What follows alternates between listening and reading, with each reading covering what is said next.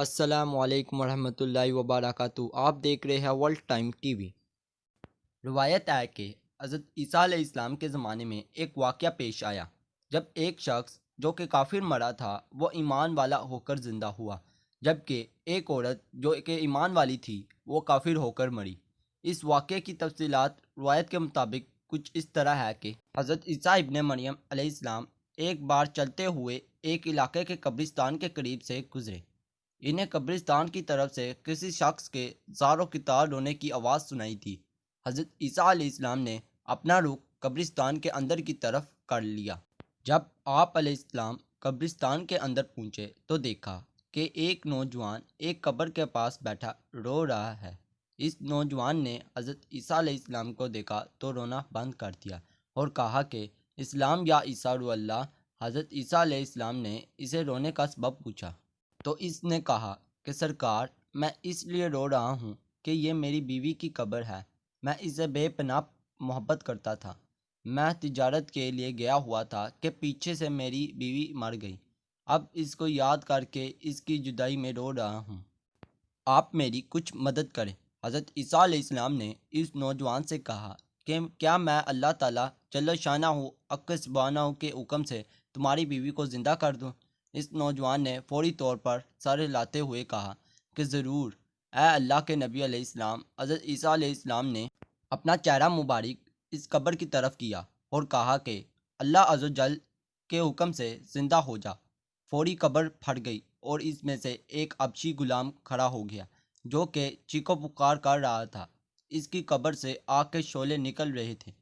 حضرت عیسیٰ علیہ السلام نے حق باری تعالیٰ سے دعا کی، فوری آگ بجھ گئی اور اس حبشی غلام نے حضرت عیسیٰ علیہ السلام کو پوچھنے پر بتایا کہ وہ ایک کافر تھا اور ایک مالدار غلام تھا۔ اب آپ علیہ السلام پر ایمان لاتا ہوں۔ اتنا کہہ کر وہ شخص حضرت عیسیٰ علیہ السلام سے اجازت لے کر چلا گیا۔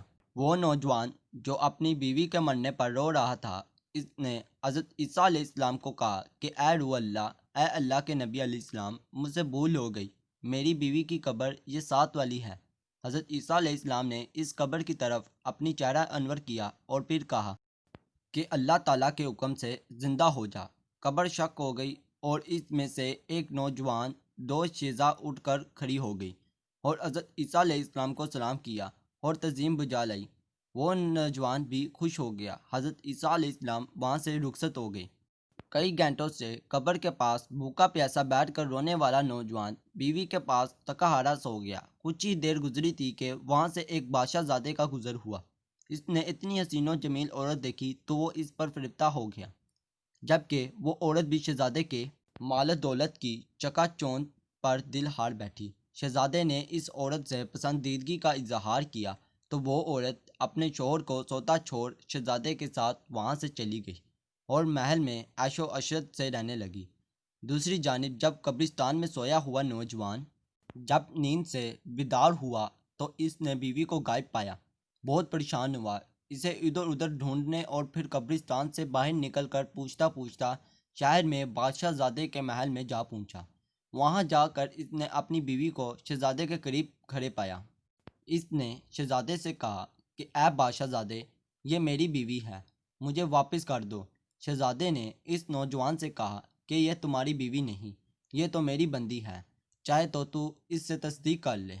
نوجوان نے اپنی بیوی سے کہا کہ تم بادشاہ زادے کو سچ بتاؤ کہ تم میری بیوی ہو۔ مگر اس عورت کے دل میں عیش و آرام بڑھ چکا تھا۔ اس نے کہا کہ میں تمہاری بیوی نہیں، میں تو بادشاہ زادے کی کنیز ہوں۔ وہ نوجوان روتا پیٹتا حضرت عیسیٰ علیہ السلام کے پاس آیا اور تمام حالات و واقعات بتا کر مدد مانگی۔